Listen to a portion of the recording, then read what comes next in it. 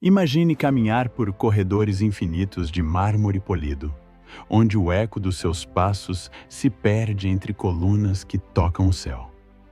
A luz do sol Mediterrâneo atravessa janelas altas, iluminando partículas de poeira que dançam no ar como estrelas microscópicas. Nas paredes, prateleiras sobem até onde a vista alcança, repletas de rolos de papiro cuidadosamente organizados. O cheiro de tinta antiga e pergaminho mistura-se com a fragrância do mar próximo. Você estende a mão e toca um dos manuscritos. Suas mãos tremem, porque você sabe que está segurando algo que o mundo moderno nunca mais verá. Esta não é apenas uma fantasia. Por séculos, homens e mulheres sonharam em recuperar o que foi perdido neste lugar sagrado do conhecimento. E se todo o saber acumulado pela humanidade antiga tivesse sido apagado em questão de horas? E se a chave para compreender o universo, para curar doenças incuráveis, para desenvolver tecnologias que só descobrimos milênios depois, tivesse desaparecido entre chamas e cinzas? Existiu uma biblioteca tão vasta, tão completa, tão revolucionária, que sua destruição talvez tenha alterado o curso de toda a civilização humana. Uma biblioteca que não era apenas um depósito de livros, mas um centro vibrante de pesquisa, debate e inovação. Este vídeo está sendo patrocinado pela Rook. No xadrez, a torre é a peça que vê longe, que protege o que importa e que ataca na hora certa. E é exatamente isso que a Rook faz pela sua visão. Proteção UV400 real, armações em ABS resistente, design planejado e alguns modelos possuem lentes polarizadas, que cortam o reflexo do sol. Simples assim. Quer ver a coleção? Link na descrição. Um lugar onde as mentes mais brilhantes do mundo antigo convergiam para desafiar os limites do conhecimento. E quando ela desapareceu, levou consigo segredos que a humanidade levaria mais de 1000 anos para redescobrir. Alguns desses segredos, talvez, nunca tenham sido recuperados. O que realmente guardavam aquelas prateleiras? Que tipo de conhecimento era tão perigoso, tão transformador, que precisava ser silenciado? E mais importante, quem se beneficiou com seu desaparecimento? No século III a.C., Alexandria era mais do que uma cidade. Era o epicentro do mundo conhecido, uma metrópole cosmopolita onde navegadores fenícios negociavam com mercadores persas, onde matemáticos gregos debatiam com astrônomos egípcios, onde a curiosidade não conhecia fronteiras nem preconceitos. Fundada por Alexandre o Grande e desenvolvida pelos reis ptolomaicos que o sucederam, Alexandria representava um experimento audacioso. Criar um lugar onde todo o conhecimento humano pudesse ser reunido, preservado e ampliado. Foi neste contexto que Ptolomeu I Sóter, general de Alexandre, que se tornou faraó do Egito, decidiu construir algo sem precedentes. Não apenas uma biblioteca, mas um complexo intelectual chamado museu, dedicado às musas da arte e da ciência. A Biblioteca de Alexandria nasceu como parte deste projeto ambicioso, possivelmente iniciada por Ptolomeu I e expandida dramaticamente por seu filho, Ptolomeu II Filadelfo. A missão era clara e revolucionária: adquirir cópias de todos os livros existentes no mundo. E eles levaram essa missão a sério de maneiras que hoje consideraríamos controversas. Consta que todo navio que atracava no porto de Alexandria era revistado em busca de manuscritos. Quando encontrados, eram confiscados, copiados por escribas especializados, e apenas as cópias eram devolvidas aos proprietários originais. Os manuscritos autênticos ficavam na biblioteca.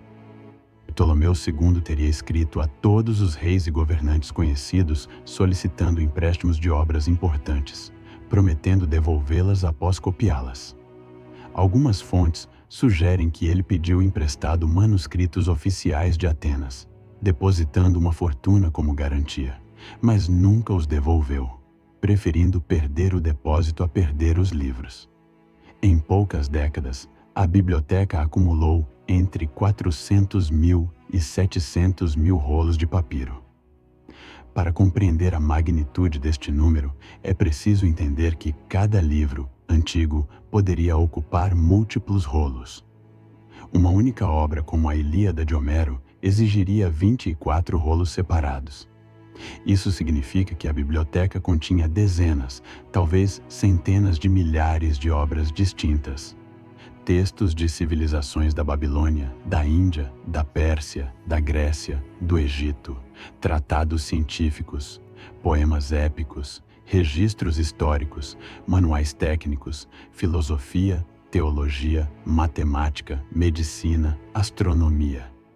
Mas a biblioteca não era apenas um depósito passivo, era um centro de pesquisa ativo. Estudiosos recebiam salários do Estado para viver e trabalhar ali. Euclides sistematizou a geometria nos elementos enquanto caminhava por aqueles corredores. Arquimedes pode ter estudado ali antes de retornar a Siracusa. Eratóstenes, o terceiro bibliotecário-chefe, calculou a circunferência da Terra com uma precisão assombrosa, errando por menos de 2%. Ele fez isso no século III a.C., usando apenas sombras, geometria e raciocínio brilhante. Aristarco de Samos propôs que a Terra girava em torno do Sol 1800 anos antes de Copérnico. Herófilo e Erasístrato dissecaram cadáveres humanos, mapeando o sistema nervoso e identificando a função do cérebro, trabalho que seria perdido e esquecido até o Renascimento. Ctesíbio inventou a bomba de água e o órgão hidráulico. Herão de Alexandria criou a primeira máquina a vapor, um dispositivo chamado eolípila, embora tenha sido tratado como mera curiosidade em vez de motor de uma revolução industrial. Aqui reside uma das questões mais perturbadoras. Por que essas descobertas não transformaram o mundo antigo da mesma forma que transformariam séculos depois? Por que a máquina a vapor de Herão não desencadeou uma revolução industrial no século I? Por que o heliocentrismo de Aristarco foi rejeitado em favor do geocentrismo de Ptolomeu? Será que o conhecimento estava avançado demais para a estrutura social da época? Ou será que certos tipos de conhecimento eram deliberadamente suprimidos porque ameaçavam interesses estabelecidos? A biblioteca guardava muito mais do que podemos confirmar. Textos hoje completamente perdidos são mencionados em fragmentos que sobreviveram. As obras completas de Sófocles somavam mais de 120 peças. Hoje temos apenas 7.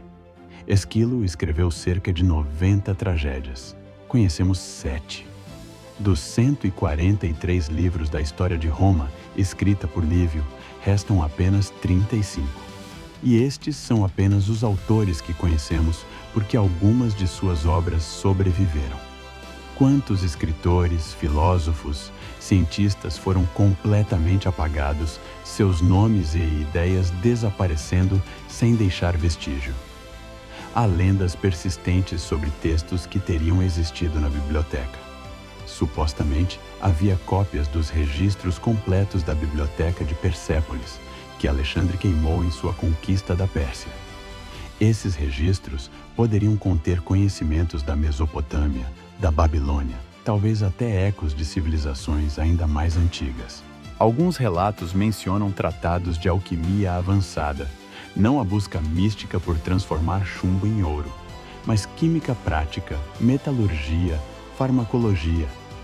Dizem que havia manuais de engenharia com designs de máquinas complexas, sistemas de irrigação, mecanismos de precisão. O mais intrigante é o mecanismo de Antikythera, um artefato real descoberto em um naufrágio em 1901. Este dispositivo de bronze, datado de cerca de 100 a.C., é um computador analógico extraordinariamente sofisticado, capaz de prever eclipses, calcular o calendário das Olimpíadas e rastrear os movimentos dos planetas conhecidos. Sua engenharia é tão complexa que nada comparável apareceria novamente até os relógios mecânicos do século XIV. A grande pergunta é: onde os criadores deste mecanismo aprenderam a construí-lo? Teriam consultado textos na Biblioteca de Alexandria? E se este artefato sobreviveu por acaso, quantas outras maravilhas tecnológicas foram perdidas?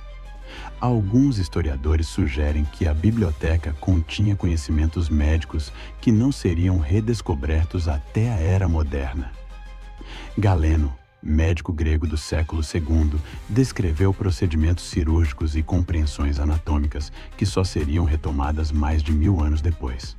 Mas Galeno teve acesso apenas a uma fração do conhecimento médico antigo. E se houvesse tratados sobre anestesia eficaz, sobre higiene cirúrgica, sobre o tratamento de doenças infecciosas? E se os médicos alexandrinos tivessem compreendido princípios básicos de microbiologia, observando organismos microscópicos através de lentes primitivas? A questão não é se essas especulações são verdadeiras, mas se são possíveis. E a arqueologia moderna sugere que sim. Lentes de cristal polidas com precisão foram encontradas em sítios antigos. Pinturas egípcias mostram procedimentos médicos surpreendentemente avançados. Textos fragmentários mencionam tratamentos que parecem antecipar descobertas modernas. O que foi perdido pode ter sido mais valioso do que imaginamos. Então, o que aconteceu? Como uma instituição tão importante, tão protegida, tão central para a civilização mediterrânea, pôde desaparecer? A verdade é que não sabemos. Não existe um relato histórico claro e inquestionável da destruição da Biblioteca de Alexandria. O que temos são fragmentos contraditórios, sugestões veladas, acusações lançadas séculos depois dos eventos. E esta incerteza por si só é reveladora. Como é possível que a destruição do maior repositório de conhecimento do mundo antigo não tenha sido documentada adequadamente? A narrativa mais famosa culpa Júlio César. Em 48 a.C., César se envolveu na guerra civil egípcia entre Cleópatra e seu irmão Ptolomeu XIII. Cercado no porto de Alexandria, César ordenou que seus soldados incendiassem a frota egípcia para impedir que fosse usada contra ele. O fogo se espalhou, atingindo os armazéns do porto. Alguns relatos afirmam que estes armazéns continham livros destinados à biblioteca ou livros da própria biblioteca aguardando transporte. O historiador Plutarco menciona que a grande biblioteca foi queimada, mas outros autores contemporâneos não mencionam tal catástrofe. E há evidências de que a biblioteca continuou funcionando depois de 48 a.C. Outra teoria aponta para o edito do imperador Teodósio I em 391 da era cristã. Teodósio, um cristão fervoroso, ordenou a destruição de templos pagãos em todo o império. O Serapeum, um templo que possivelmente abrigava parte da coleção da biblioteca ou uma biblioteca subsidiária, foi atacado por uma turba cristã liderada pelo patriarca Teófilo de Alexandria. Relatos sugerem que manuscritos foram queimados, estudiosos foram mortos ou dispersados. Mas, novamente, as fontes são ambíguas. Alguns historiadores questionam se o Serapeum ainda continha livros significativos nesta época, ou se a coleção já havia sido dispersada ou destruída anteriormente. Uma terceira narrativa culpa a conquista árabe de Alexandria em 641. Segundo esta versão, o califa Omar teria ordenado a destruição dos livros com a lógica de que qualquer coisa que concordasse com o Alcorão seria redundante e qualquer coisa que discordasse seria herética. Esta história aparece apenas em textos escritos 600 anos depois dos eventos e é considerada por muitos historiadores como propaganda fabricada durante as cruzadas para demonizar os muçulmanos. De fato, o califado abássida posteriormente criou a Casa da Sabedoria em Bagdá, dedicada precisamente a preservar e traduzir conhecimentos antigos. A explicação mais provável é também a mais deprimente. A biblioteca morreu lentamente por negligência, desinvestimento, censura gradual e múltiplos incidentes de violência ao longo de séculos. À medida que o Império Romano declinava, o financiamento para instituições acadêmicas diminuía. Estudiosos migravam para outras cidades. A manutenção dos prédios era abandonada. O clima úmido de Alexandria deteriorava o papiro. Quando combinamos décadas de negligência com episódios ocasionais de violência religiosa ou política, o resultado é previsível. Mas essa explicação, embora racional, parece insuficiente para algo de importância tão monumental. Será que a destruição foi realmente acidental? Ou havia forças que se beneficiavam do desaparecimento deste conhecimento? Considere a seguinte possibilidade. A biblioteca continha textos que desafiavam narrativas religiosas emergentes, cosmologias que contradiziam histórias de criação, cronologias que estendiam a história humana além do que teologias permitiam, filosofias que questionavam hierarquias sociais e religiosas, para instituições que consolidavam poder através do controle da verdade oficial. Uma biblioteca contendo versões alternativas da realidade representava uma ameaça existencial. Não é coincidência que os séculos seguintes à destruição final da biblioteca foram marcados por um declínio acentuado no conhecimento científico e técnico na região mediterrânea.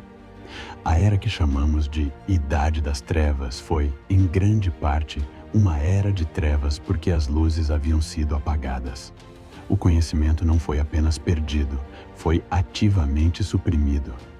Filósofos foram perseguidos, livros foram queimados. Questionar tornou-se perigoso. Felizmente, nem tudo foi perdido.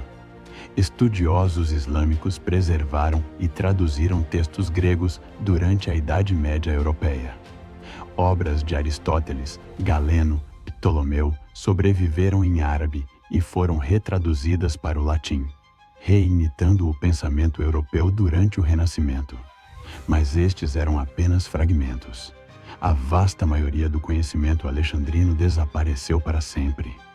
Imagine se tivéssemos acesso a tudo que foi perdido. Imagine se os tratados médicos completos estivessem disponíveis durante a Peste Negra. Imagine se os designs de máquinas alexandrinas tivessem impulsionado uma revolução industrial 1 milênio antes. Imagine se a astronomia heliocêntrica não tivesse sido esquecida e redescoberta, mas tivesse se desenvolvido continuamente. Imagine se a química prática dos alquimistas alexandrinos tivesse evoluído para a química moderna sem interrupção. Imagine se filosofias políticas alternativas, preservadas em textos antigos, tivessem influenciado o desenvolvimento das sociedades medievais. Quanto tempo a humanidade perdeu? 300 anos, 500 anos, 1000 anos. Alguns argumentam que a revolução científica do século XVII simplesmente retomou trabalhos iniciados em Alexandria. Que redescobrir não é progredir, mas recuperar o que já havia sido alcançado e depois esquecido. Então, o que realmente perdemos quando a Biblioteca de Alexandria desapareceu? Perdemos mais do que livros. Perdemos continuidade. Perdemos a chance de construir sobre fundações que já haviam sido estabelecidas. Perdemos debates que nunca serão retomados porque não sabemos que existiram. Perdemos nomes de gênios cujas ideias poderiam ter mudado o mundo, mas que agora são apenas silêncio. Talvez, mais perturbador ainda, perdemos a lembrança do que é possível perder. Vivemos numa era onde acreditamos que o conhecimento, uma vez descoberto, está seguro. Que a internet preservará tudo, que nada verdadeiramente importante pode desaparecer. Mas a história de Alexandria nos ensina o contrário. Ela nos mostra que civilizações inteiras podem esquecer o que sabiam, que livros podem queimar, que o progresso não é inevitável, e nos deixa com questões impossíveis de responder. Vivemos num mundo mais avançado ou num mundo que está apenas recuperando o que já foi conquistado? Quantas vezes a humanidade alcançou alturas de conhecimento e depois caiu de volta na ignorância? Quantos renascimentos houve antes daquele que chamamos de renascimento? Há quem argumente que talvez seja melhor assim, que algumas formas de conhecimento eram perigosas demais, que armas descritas em manuais militares antigos, tecnologias exploradas em tratados de engenharia, substâncias descritas em textos alquímicos poderiam ter levado a destruições ainda maiores, que talvez a humanidade não estivesse pronta. Mas essa é uma justificativa conveniente para aqueles que se beneficiam do esquecimento, para aqueles que preferem controlar o que pode ser conhecido, o que pode ser questionado, o que pode ser imaginado. A verdade é que nunca saberemos o que perdemos. Apenas podemos especular sobre as sombras projetadas por aquilo que desapareceu. E talvez essa seja a lição mais importante, que o conhecimento é frágil, que a memória é vulnerável, que cada geração tem a responsabilidade de preservar o que herdou e adicionar o que descobriu. Porque em algum lugar, em algum tempo futuro, talvez uma civilização olhe para nós da mesma forma que olhamos para Alexandria, com admiração misturada com tristeza, perguntando-se o que sabíamos, perguntando-se o que foi perdido, perguntando-se se poderiam ter sido diferentes se não tivessem esquecido. E enquanto caminhamos pelos corredores invisíveis daquela biblioteca que não existe mais, enquanto tocamos rolos de papiro que viraram cinza há 2000 anos, somos forçados a confrontar uma verdade desconfortável. Talvez as maiores bibliotecas nunca sejam as que construímos, mas aquelas que permitimos desaparecer. O fogo que consumiu Alexandria ainda queima. Não nas chamas literais, mas na ausência, no vazio deixado por perguntas que nunca faremos, porque não sabemos que podem ser feitas, em respostas que nunca encontraremos, porque as perguntas foram esquecidas. E talvez, apenas talvez, esse seja o verdadeiro mistério que a Biblioteca de Alexandria nos deixou. Não o que perdemos, mas o quanto ainda estamos perdendo sem perceber.